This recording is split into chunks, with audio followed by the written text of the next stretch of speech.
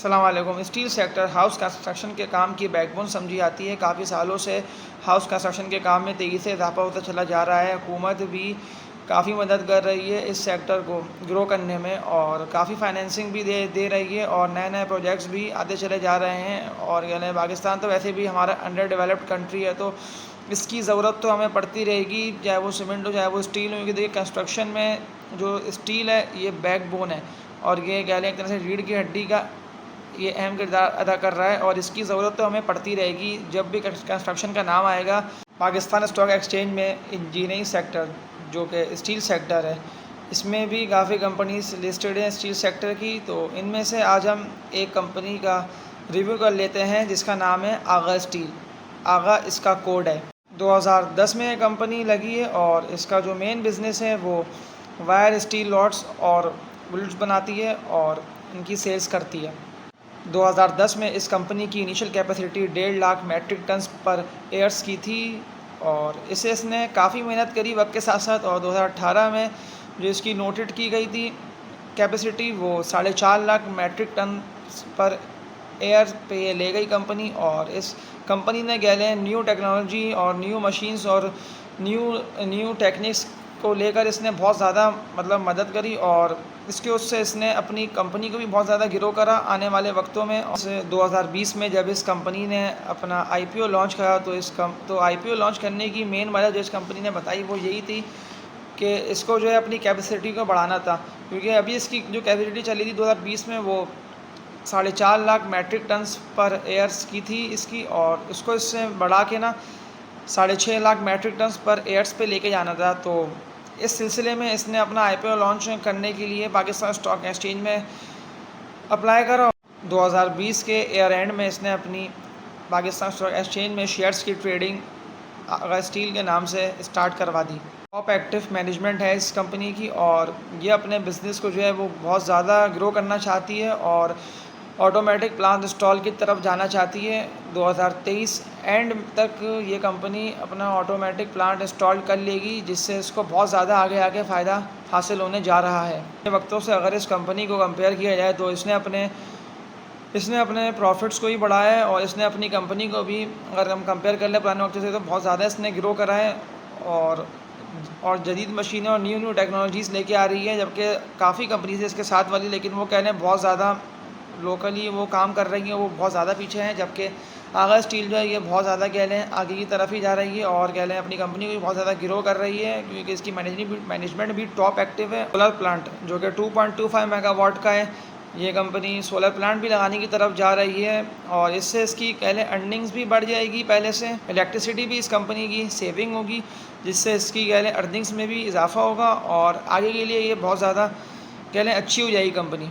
Market capitalisation भी इस company की 7 अरब रुपए की बनती है और 41 अरब रुपए के इस कंपनी के एसेट्स मौजूद हैं। डेब्ट टू इक्विटी रेशो भी इस कंपनी पर 32% है। इस कंपनी की लायबिलिटी भी 19 अरब रुपए की है, जो कि एसेट से कम है। बीटा वैल्यू भी इस कंपनी की 1.6% है, जो कि हाईली वॉलेटाइल कह लें। जब इस शेयर में ट्रेडिंग स्टार्ट होती है तो फिर इस शेयर के कह लें अच्छे खासे वॉल्यूम भी बनते हैं, क्योंकि बड़े प्लेयर्स छोटे प्लेयर्स सारे इसमें इन्वॉल्व हो जाते हैं जब भी इसकी ट्रेडिंग स्टार्ट होती है। तो जाने की वजह से इस कंपनी को बहुत ज़्यादा नुकसान हुआ, क्योंकि इसकी फाइनेंस कॉस्ट जो थी वो बढ़ गई थी। जिसने कंपनी ने कर्जे लिए हुए थे अपनी जो एक्सपेंशंस करने के लिए और न्यू मशीन्स ऐड ऑन करने के लिए और अपने सारे काम को ग्रो करने के लिए। तो जब इंटरेस्ट रेट बढ़ता गया और जो उसको कर्जे भी देने थे, तो इस वजह से कह लें इसका जो है स्टॉक का प्राइस वो भी काफ़ी गिरता गया, क्योंकि फाइनेंस कॉस्ट भी बढ़ गई और जो सुपर टैक्स लगा उससे भी इस कंपनी को बहुत ज़्यादा नुकसान हुआ, सुपर टैक्स के लगने से भी। और इसकी जो कॉस्ट थी वो सारी कॉस्ट इसकी बढ़ चुकी है। इन सब चीज़ों के बावजूद भी लेकिन ये कंपनी जो है वो अब तक अर्निंग में है। अभी इसकी लास्ट जो अर्निंग आई है वो 31 पैसे की आई है। इससे पहले जो इसकी अर्निंग थी वो 50 से 51 पैसे की थी। तो ये बात इसमें अच्छी है कि कंपनी अर्निंग में ही चल रही है। एक अच्छी बात जो इस कंपनी में है वो ये है कि इसका प्रॉफिट बिफोर टैक्स जो है वो 84% से बढ़ा है। उसकी मेन वजह यह है कि जो इसकी जो लोकल सेल्स थी उसमें बहुत ज़्यादा इसका इजाफा होता चला गया है। इसका मेन रीज़न ये है कि इसकी नेट सेल जो है वो ज़्यादा क्वांटिटी में बढ़ी है। तो इस कंपनी को कह लें बहुत ज़्यादा प्रॉफिट्स भी हुए हैं और इसको बहुत ज़्यादा फ़ायदा हासिल हुआ है। एक अच्छी बात जो इस कंपनी में हुई है वो ये है कि इसका प्रॉफिट बिफोर टैक्स जो है वो 84% से बढ़ा है। तो उसको जो सबसे फ़ायदा हासिल हुआ है वो इसकी मेन रीज़न ही ये है कि इसकी जो नेट सेल्स थी वो बढ़ गई है, और इसकी वजह से इसके जो प्रॉफिट्स थे और मार्जिन्स थे वो इसके बहुत ज़्यादा अच्छे हो गए पहले से। तो अब हम फिर पाकिस्तान स्टॉक एक्सचेंज में इसके शेयर्स की बात कर लेते हैं। तो इसका जो शेयर का प्राइस है वो 2020 के ईयर एंड में जब ये कंपनी लॉन्च हुई तो इसका प्राइस था वो तकरीबन 35 रुपये पे आई थी 2020 के ईयर एंड में। तो उसके बाद से इसकी ट्रेडिंग स्टार्ट हुई और कैलेस ने तकरीबन कोई 40-42 रुपये तक की गई, लेकिन फिर जो ख़बरें आती गई हैं उस वजह से और साथ में इंटरेस्ट रेट का बढ़ना वो सबसे ज़्यादा इसको नुकसान पहुंचा है। और जो सारी जो चीज़ें बढ़ती गई हैं इसमें टैक्सेस थे और जो दूसरी चीज़ें थी, जो सुपर टैक्स लगा और जो सारे टैक्सेस लगे, तो इस कंपनी की फाइनेंस कॉस्ट बढ़ गई थी, जिस वजह से इसका रेट भी है वो स्लो करके 41 रुपये थे जो इसका रेट गिरना शुरू हुआ है। तो वो फिर गिरते आहिस्ता आहिस्ता उसने अपना सपोर्ट लेवल कहीं ना कहीं देखे वो बनाता गया, और वो फिर वो 28 पर भी बनाया इसका सपोर्ट लेवल, और 25 पर भी बना है, 26 पर भी बना है, और नीचे आते आते 20 पर ही बना है। लेकिन 15 रुपये पे इसका एक मजबूत सपोर्ट लेवल मौजूद था। तो जब उसने इसको तोड़ा है तो फिर ये बहुत ज़्यादा स्पीड से ड्रिल हुआ है, और ये ड्रिल होते 10 रुपये पे आके रुक गया था। वहाँ भी इसका एक सपोर्ट लेवल बन गया था, लेकिन जो ख़बरें होती हैं वो ख़बरें ऐसी होती हैं कि वो ना फिर स्टॉक को नीचे की तरफ ही ले आ रही होती हैं। और ख़ास तौर पे इंटरेस्ट रेट का बढ़ना और डॉलर का बढ़ना, ये दो चीज़ें तो ऐसी हैं कि मुल्क के लिए भी बहुत ज़्यादा नुकसानदेह हैं और स्टॉक्स के लिए भी बहुत ज़्यादा नुकसानदेह। तो इसी वजह से कह लें इसका रेट नीचे गिरा है, जबकि कंपनी की जो वैसे अंदर की कंडीशन है वो बहुत ज़्यादा अच्छी है। इसने अपने आप को बहुत ज़्यादा ग्रो करा है लॉन्ग टर्म के लिए, और जैसे ही कह लें इसकी जो है आगे की कंडीशन बेहतर हो जाएंगे, हालात बेहतर हो जाएंगे मुल्क की, और ख़ास तौर पे जो डॉलर है वो कंट्रोल में आ जाएगा। तो यही वो कंपनी है जो फिर तकरीबन इसके रेट कह लें 3 गुना डबल हो सकते हैं यहाँ से। क्योंकि देखिए अगर ये बहुत ज़्यादा भी ये नीचे आता है ना यहाँ से, तो ये मैक्सिमम जो आएगा नीचे वो आएगा कह लें 5 और 6 रुपये तक। अगर ये बहुत ज़्यादा नीचे आता है तो इसका कह लें 6 रुपये ये लास्ट इसकी सपोर्ट बेस बनी हुई है। उससे ये अगर नीचे आता है तो इससे ये टकराएगा और टकरा के रुकेगा और उससे ये उड़ जाएगा, इससे नीचे नहीं आएगा ये। और जो अब तक इसको हमने पढ़ा है वो यही पढ़ा है कि ये यहाँ तक तो आ सकता है बहुत ज़्यादा भी अगर गिरता है, लेकिन ये 6 रुपये से नीचे नहीं जाएगा। वरना तो इसका जो 9 रुपये सपोर्ट लेवल है वही सपोर्ट लेवल बड़ा मजबूत है 8.5-9 रुपये का। लेकिन अगर ये वहाँ से भी गिरा तो फिर आएगा 6 रुपये तक। तो उसके बाद अगर ये 10 रुपये का लेवल क्रॉस करता है, 11-12 रुपये तक चला आता है, तो फिर सीधा कह लें एक लॉन्ग रैली इसमें मिल सकती है। लेकिन बशर्त ये है कि इंटरेस्ट रेट नीचे गिरे और डॉलर ख़ास तौर पे कंट्रोल हो जाए। इससे हमारी इकनॉमी भी स्टेबल होगी डॉलर से भी, और इंटरेस्ट रेट भले एक जगह पे आके रुक जाए और मज़ीद ना बढ़े। तो ये वो चीज़ें होंगी, वो साइन होंगे जो कि कंपनी को ऊपर की तरफ लेके आएंगे। क्योंकि देखिए कंपनी की अपनी हालत तो बहुत ज़्यादा अच्छी है, कंपनी जो है वो उसमें प्रॉफिट्स में भी है।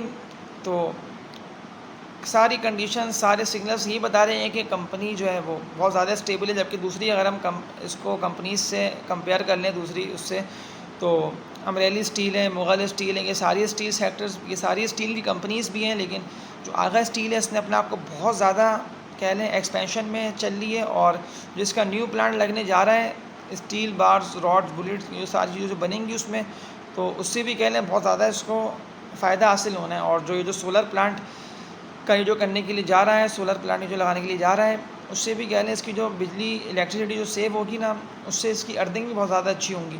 तो आगे के लिए कंपनी की कह लें डायरेक्शंस बहुत ज़्यादा अच्छी हो गई हैं। तो लेना हमें कब चाहिए? देखिए अब जो बाइंग का रेट है ना वो यही बाइंग का रेट है, कह लें 8-9-10 रुपये, इससे ज़्यादा नीचे ये नहीं जा सकता। बहुत ज़्यादा अगर ये गया तो 6 रुपये तक जाएगा। तो ये बाइंग का इसका रेट है, और बीटा भी इसका बहुत ज़्यादा अच्छा है, 1.6 पे चल रहा है इसका बीटा। तो ज़रा सी भी इस स्टॉक को सपोर्ट मिलेगी, क्योंकि इसकी मैनेजमेंट भी बहुत ज़्यादा एक्टिव है और हर तरह से कह लें कंपनी बहुत ज़्यादा अच्छी है। सिर्फ और सिर्फ इसमें जो 2-3 ख़बरें हैं वो बस यही जो मैंने आपको बताई हैं कि डॉलर बढ़ गया और इंटरेस्ट रेट बढ़ गया, और जो सारी चीज़ें हैं और जो मुल्की हालात हैं और इंपोर्ट एक्सपोर्ट की जो सारी बातें हैं, तो इसी वजह से कह लें। और जो अपना हमारा KSE 100 इंडेक्स भी नीचे आ चुका है काफ़ी ज़्यादा। तो ये वही सारी चीज़ें हैं जिसकी वजह से सारी कंपनीज़ नीचे हैं, और इसके साथ वाली कंपनीज़ भी नीचे हैं, लेकिन ये one of the top company है और बहुत ज़्यादा अच्छी कंपनी है। और आगे के लिए कह लें इसकी डायरेक्शन बिल्कुल अच्छी दिखाई दे रही है। सिर्फ जो है इसको बढ़ने के लिए कह लें 1.5-2 साल का चाहिए अरसा, और 1.5 से 2 साल के अरसे के अंदर ये कंपनी कह लें बस अगर ये अपने इस जोन से निकल जाती है, जो कि इसका जोन बना हुआ है कह लें 10 से 12 रुपये का या 15 रुपये कह लें, ये यहाँ से निकल जाती है तो सीधा इसको कह लें 8, सीधा इसको 28 से 30 रुपये तक ये जा सकती है, क्योंकि इसमें बहुत ज़्यादा जगह खाली है और कह लें स्टेबल हुई भी कंपनी है, फाइनेंशियली बहुत ज़्यादा इसके स्टेबल है। और कर्ज़ा भी ख़ास तौर पे लोग कंपनी में चेक करते हैं कि कर्ज़ा कितना मौजूद है। इसमें 30-32% का कर्ज़ा मौजूद है और इसके एसेट्स भी बहुत ज़्यादा मजबूत है। तो इस कंपनी को बिल्कुल बाइंग करना चाहिए हमें। तो बाइंग का रेट भी यही है। और KSE 100 इंडेक्स को अगर हम देखें तो इंडेक्स से तो इसका कोई लिंक भी नहीं है, क्योंकि ये इंडेक्स में है भी नहीं। लेकिन इंडेक्स के साथ साथ कुछ स्टॉक्स चल रहे होते हैं, क्योंकि इंडेक्स ही हमारा मेन बैरोमीटर है इकनॉमी का। तो जब वो बिल्कुल अनसेट हो रहा होगा, उसके पॉइंट्स मुसलसल गिर रहे होंगे, तो फिर कह लें कोई भी स्टॉक हो, चाहे वो बड़े से बड़ा स्टॉक हो, उस पर कर्जा कम हो ज़्यादा हो, तो वो भी फिर नीचे गिर रहा होगा इसके साथ साथ। तो ये स्टॉक बहुत ज़्यादा बेस्ट स्टॉक है। जबकि मुग़ल स्टील भी इसके साथ के काफ़ी स्टॉक्स हैं, आयशा स्टील में लेंगे, सारे स्टॉक्स हैं, ये सारे इंजीनियरिंग सेक्टर में आते हैं। तो आगा स्टील ही कह लें one of the best stock है। तो ये हो गया आगा स्टील का रिव्यू और एनालिसिस। और आप लोगों से यही रिक्वेस्ट है कि इस चैनल को लाइक और सब्सक्राइब कर लेंगे तो आपको आने वाली वीडियो का नोटिफिकेशन भी मिलता रहेगा। तो तब तक के लिए अपना ख्याल रखिए। अल्लाह हाफ़िज़।